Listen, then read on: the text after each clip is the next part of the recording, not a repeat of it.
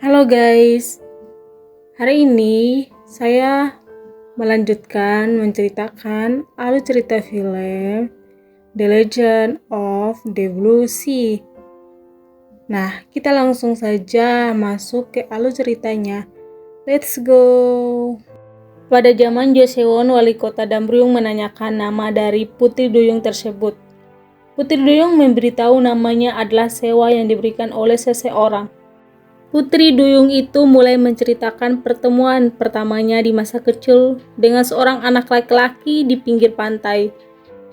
Anak kecil laki-laki itu menanyakan namanya, tetapi Sewa tidak menjawab karena tidak memiliki nama. Sejak saat itu, nama Sewa diberikan untuknya, yang memiliki makna seorang anak yang bersinar terang. Ia menceritakan juga tentang anak itu yang selalu bermain dengannya sehingga remaja. Suatu saat, pria itu datang dan memberitahu jika ia akan menikah dan hidup dengan gadis lain. Pria itu mengatakan jika sebenarnya ia tidak mau dengan calon istrinya, justru ingin bersama Putri Duyung itu.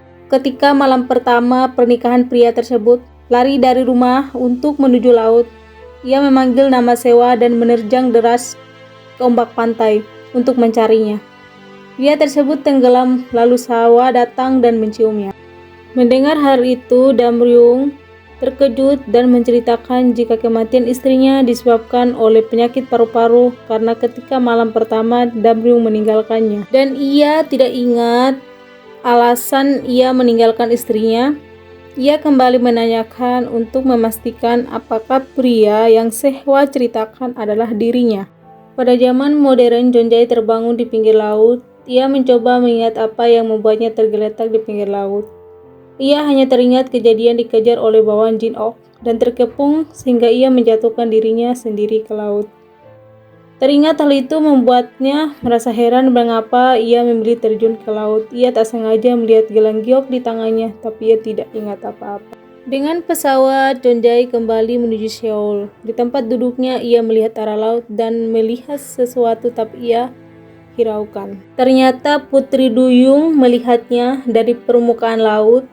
Sesampai di bandara, Jonjae melihat berita pembunuhan dan menyebar foto pembunuhannya yang dalam pencaharian. Ketika keluar bandara, ia tak sengaja melihat orang dengan wajah yang sama di berita.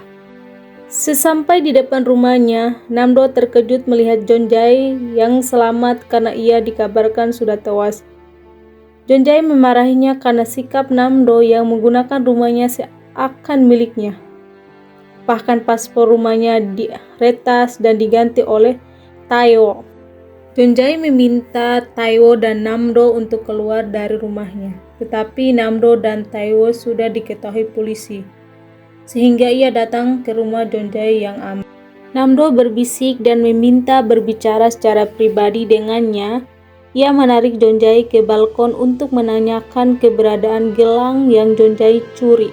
Mendengar hal itu, Jonjae merasa heran dan kebingungan karena Namdo mengetahui gelang yang ia tiba-tiba temukan di tangannya ketika bangun di pinggir laut. Ia menanyakan mengapa Namdo mengetahuinya. Namdo mengatakan jika Jonjae bertemu dengan wanita aneh dan mencuri gelangnya.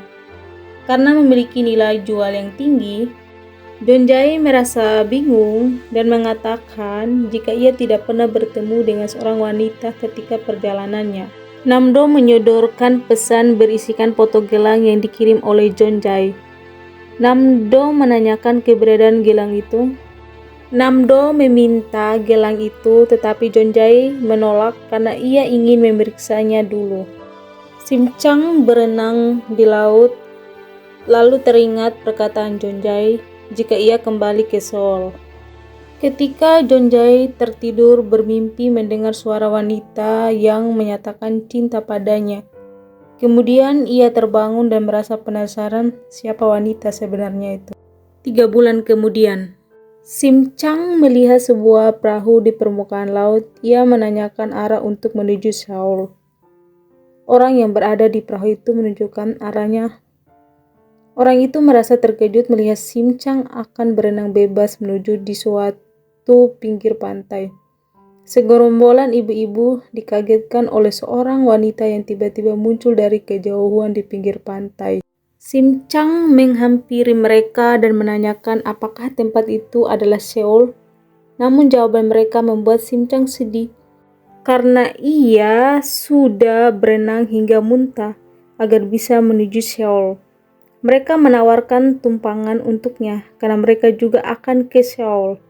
Akhirnya Sim Chang ikut bergabung dengan mereka. Sampai di Seoul, Sim Chang turun dari bis dan membuat orang-orang di sekitarnya memperhatikan dirinya karena pakaian dan rambutnya kucel. Sim Chang terkejut melihat seluruh orang berlalu lalang dengan jumlah banyak. Jonjae berganti pakaian di ruangan ganti rahasianya dan mengenakan pakaian polisi.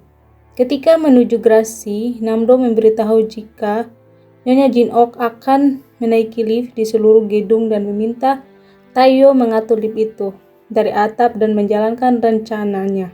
Sim Chang merasa lapar melihat pedagang pinggir jalan menjual makanan. Penjual makanan mengusir Sim Chang karena ia tak memiliki uang. Sim Chang tak sadar jika mobil Jonjae melewatinya begitu saja. Sim Chang berjalan dan tak sengaja melihat para siswa yang sedang melakukan pemerasan uang kepada temannya. Ia melihat hal itu dan mencoba meminta uang ke anak kecil perempuan yang lewat di jalan karena lapar. Anak kecil itu mengatakan ia memberikan makanan kepada Sim Chang. Alasan Sim Chang yang kelaparan. Ia juga menjelaskan jika ia membayarnya dengan kartu kredit ibunya. Sim Chang justru bertanya, apa benda itu semacam uang? Anak kecil itu menjelaskan benda itu berlaku seperti uang. Sim Chang kembali bertanya, apakah uang begitu penting di dunia ini?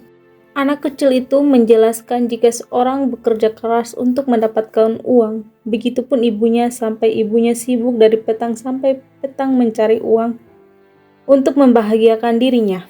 Namun Sim Chang menyeloteh tentang apakah akan bahagia jika mencari uang dengan mencuri. Anak itu terdiam. Anak kecil itu berpamitan untuk pergi ke les dan menyuruh Sim Chang untuk tidak mengulangi mencuri uang seorang anak kecil. Ia juga memberikan selembar uang untuknya dan memintanya agar menggunakan dengan baik. Lalu ia meninggalkan Sim Chang. Ketika anak kecil itu berjalan, ia tak sengaja menabrak seorang. Ternyata yang ia tabrak adalah Jonjae bersama teman-temannya yang akan menuju ke gedung rencananya. Jonjae memarahi anak kecil itu, tetapi ia justru dimarahi balik dan ia panggil paman oleh anak kecil itu. Hal itu membuat Jonjae marah sehingga membuat Nando mencoba menghentikannya. Jonjae tak mengetahui jika Sim Chang ada di jalan yang berlawanan. Sim Chang berpapasan dengan anak yang diperas teman-temannya. Sim Chang memarahi mereka dan menyuruh untuk tidak melakukan pemerasan. Para siswa itu melawannya sehingga Sim Chang melawan mereka kembali. Karena mereka kalah, tak berani mereka memutuskan pergi. Salah satu siswa yang melakukan pemerasan mendapatkan telepon dari ibunya. Ternyata ibunya adalah Jin Ok. Ibunya menanyakan keadaannya dan meminta untuk tidak bergaul dengan teman-temannya yang nakal dan mencontohi kakaknya. Selesai menelpon anaknya, memasuki lift sesuai rencana Jonjae. Pintu lift tertahan karena Jonjae hendak masuk ke pintu lift tertutup.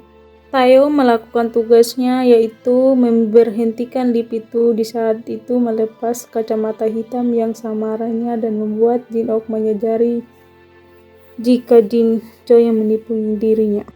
Tiba-tiba lampu lift mati sesuai rencana Jonjae yang menyuruh Taeyo. Jonjae melakukan aksi hipnotis hingga membuat Jin Ok mengira jika di belakangnya pintu lift terbuka di ketinggian gedung dan melihat anaknya yang jatuh dari ketinggian itu. Jonjae mengatakan jika Jin Ok akan merasakan rasa sedih yang dirasakan oleh ibu dari teman yang dibunuh oleh anaknya. Kan hipnotis membuat dirinya merasakan apa yang dikatakan Jonjae. Ketika hipnotisnya hilang dan sudah membuka pintu lift keluar, disambut oleh bawahan langsung meminta agar mencabut semua gugutan dan akan menemui ibu dan teman anaknya.